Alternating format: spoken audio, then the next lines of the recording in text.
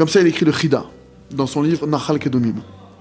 Sur Bereshit, il dit que tout le sujet de la Géoula, de la délivrance, dépend et tient sur le Yesod, le Midat HaYesod. Sur quoi? Sur tout ce qui touche à la sainteté, aux mœurs. Et on voit de là que plus maintenant un homme, il va avoir de la pureté, il va travailler sur sa sainteté, d'accord? Plus il va pouvoir tenir dans la 50e, au niveau de la 50e porte d'impureté, dans cette épreuve-là qu'on est en train tous de faire face. Et grâce au fait que maintenant la personne elle va tenir, alors le roi Atouma, le vent d'impureté, il va partir grâce au fait que maintenant le monde va se purifier petit à petit. Il y a des gens qui vont tenir, qui vont commencer à tenir, là. Alors maintenant, Béhémet, il va venir le sauveur. Et il nous dit ici, et puisque maintenant, le mauvais penchant, qui est le Satan, lui, il sent que son heure est en train d'arriver. Il sent qu'on se rapproche maintenant du moment où il va quitter ce monde. Puisqu'on sait que quand Mashiach va venir, les forces du mal vont être détruites. Alors maintenant, il est en train d'activer tout son mal, il est en train de le lancer avec via Internet, les téléphones, avec toutes sortes d'outils pour déployer ses forces. Et pour faire tomber le peuple d'Israël, faire tomber tout être humain. Parce que tout être humain est censé avoir des bonnes mœurs. Et empêcher ainsi la venue du Mashiach. Maintenant, il faut savoir que notre maître Rabbi Shimon Bar Yochai, de mémoire béni, il écrit dans le Zohar HaKadosh que l'essentiel du mauvais penchant, qui est le pire, le plus grand, c'est le mauvais penchant de la débauche. C'est celui-là. C'est celui-là le plus grave. Et quand c'est ramené en Sichot Haran là-bas, Rabbi Nachman nous dit Zatzal que l'essentiel de l'épreuve qu'un homme il a dans ce monde-ci, c'est dans toutes les pulsions qui peuvent être liées à la débauche. Ça veut dire que quoi? Un homme, il a été envoyé sur cette terre pour être mis à l'épreuve, principalement sur la débauche.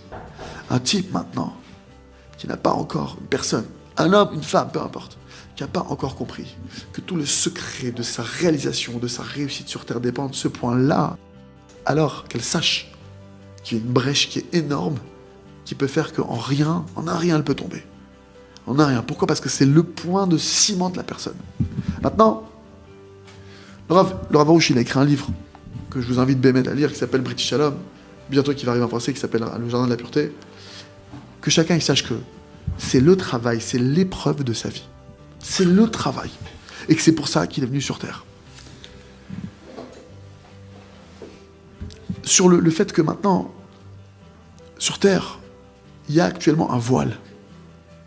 Même chez des gens qui sont pieux, même chez des gens qui sont orthodoxes, qui sont pratiquants, qui sont spirituels, il y a un voile sur l'importance de ce travail qu'il y a à faire au niveau de la réparation de l'alliance, du Yesod. Le Rav Yitzhak Kaduri, il avait l'habitude de dire, comme on l'a dit tout à l'heure, que les forces du mal, le Tserara, il donne à l'homme que la petite monnaie. Il fait tout pour nous laisser en sorte que... Parce que si tu donnes rien, tu peux pas. Il dit, tiens, prends 50 centimes. Ah, j'ai pris 50 centimes quand même. Il t'arnaque. Il est prêt à donner la petite monnaie pour te prendre les grands billets. À quoi ça ressemble? Un petit enfant, comme on l'a dit tout à l'heure, qui a en lui, c'est ici qui ramène le machal, notamment, qui a dans lui une grosse laisse de billets comme ça. D'accord? Il y a un rusé qui vient le voir et qui lui dit, petit, prends 1 euro et achète-toi plein de bonbons avec. Tiens, tout de suite, je te donne les bonbons. Va, tiens, avec ça, tu vas t'acheter tout ça. Et toi donne-moi par contre la laisse de billets que je vais faire, c'est du papier. Un petit vient de grand-papa, il dit, ah, c'est vrai, mes parents, ils achètent avec des pièces et tout. Genre des bonbons, c'est génial. Il est content, le petit. C'est quoi maintenant le Kesef Hagadol? C'est quoi les gros billets? C'est maintenant le travail sur la sainteté, sur la pureté des mœurs, la protection des yeux.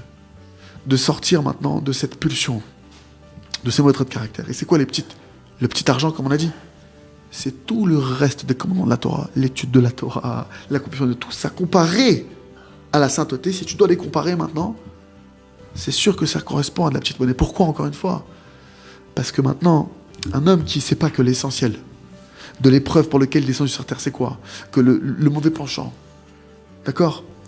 Il ne vient pas combattre avec lui précisément dans tous les autres services divins. Il ne vient pas forcément t'attaquer. Au contraire, il y a même des domaines où il va te laisser tranquille justement du moment que tu ne vas pas t'éveiller à ça. Je t'ai donné là, t'as pu étudier là. Ah, t'as pu faire un bon Shabbat là. Ah, oh, je suis sympa quand même, je te laisse. T'as bien vu, t'étais content, tu t'es levé tôt. Ah, je suis content de moi. Travaille pas les mœurs. Travaille pas tes yeux, travaille pas tes pensées. Commence pas à me faire un travail dessus. Il fait tout, c'est une enveloppe, c'est une forme d'enveloppe. Il va même donner à la personne de la réussite pour qu'il ait beaucoup de monnaie, beaucoup de monnaie, qu'il se sente détendu et qu'il ne porte pas attention que sa construction, elle est branlante, elle est bancale. Non, porte pas attention que il y a Shabbat, il y a Kashrut, il y a plein de trucs. Il voit que c'est bancal, ça tient pas. Je me lève pas, je fais pas, j'ai pas envie, je suis en haut, je suis en bas. Non, je t'embrouille. Pourquoi? L'essentiel, c'est que tu te mets pas à travailler sur le Brit, sur maintenant ce qui va toucher à l'alliance.